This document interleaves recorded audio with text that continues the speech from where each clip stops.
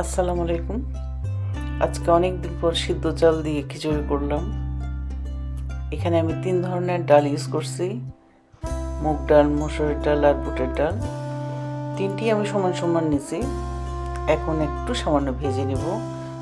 আমি ডালগুলোকে প্রথমে একটু ভাজবো, সামান্য একটু যখন ভালো সেন্ট আসবে তারপর আমি এগুলোকে ভিজিয়ে রাখবো। আর এগুলো হলো সিদ্ধ চাল। এখানে আমি 2 পট চাল নিয়ে নিছি। তারপর এখন আমি রান্নাটা শুরু করতেছি। আজকে আমি প্যানটার মধ্যেই করব, একটু ছড়ানো প্যান। প্রথমে দিয়ে দিলাম বড় একটা পেঁয়াজ, তারপর দিয়ে দিলাম সল্ট, লবণ, তারপর দিয়ে দিচ্ছি কয়েকটা এলাচিকে 2 ভাগ করে, তারপর দারচিনি, তারপর তেজপাতা, এগুলোকে দিয়ে আমি একটু ভেজে নেব। সিম্পলভাবেই করতেছি, আমি আপনাদের সাথে শেয়ার করছি। খিচুড়ির ভিডিও কিন্তু আমার চ্যানেলে অনেকগুলো আছে।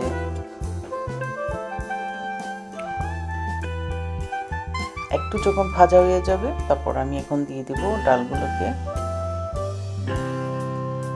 ভিজিয়ে রাখাতে আমার ডালগুলো একদম ফুলে গেছে সবগুলো।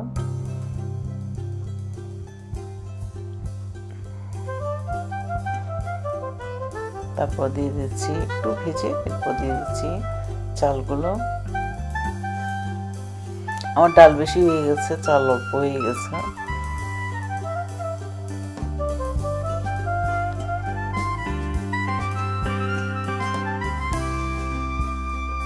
তারপর এখন ইউজ করবো আমি এখানে স্পাইসগুলা।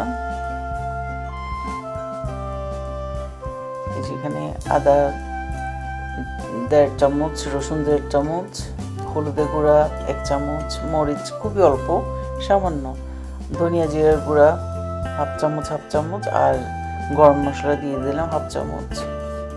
সব একসাথে দিয়ে এখন আমি ভালো করে একটু ভেজে নেব। আর খিচুড়ি, পোলাও সব কিছু একটু ভাজতে হয় ভালো করে। যখন ভাজাটা ভালো হবে তাহলে টেস্টও ভালো হয়। এখন আমি দিয়ে দিব এখানে পানি। আর আমি 2 পট চালের জন্য এখানে 4 পট দেওয়ার কথা পানি, কিন্তু আমার যেহেতু ডাল আছে সেই জন্য আমি দিয়ে দিচ্ছি 5 পট পানি দিয়ে দিচ্ছি। আর তার সাথে দিয়ে দিচ্ছি 3টা গোটা রসুন। আর আজকে আমি এখানে নাগা মরিচ ইউজ করব। নাগা মরিচের ফ্লেভারটা কিন্তু খুবই ভালো লাগে, এই জন্য আমি এখানে 3টা নাগা মরিচও দিয়ে দিচ্ছি।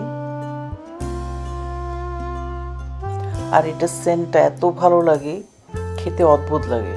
আর খিচুড়ির সাথে ডিম আর ভাজি, আমার গরুর মাংস আছে, সব কিছু দিয়ে অদ্ভুত। আশা করছি ভিডিওটা ভালো লাগবে। আল্লাহ হাফিজ।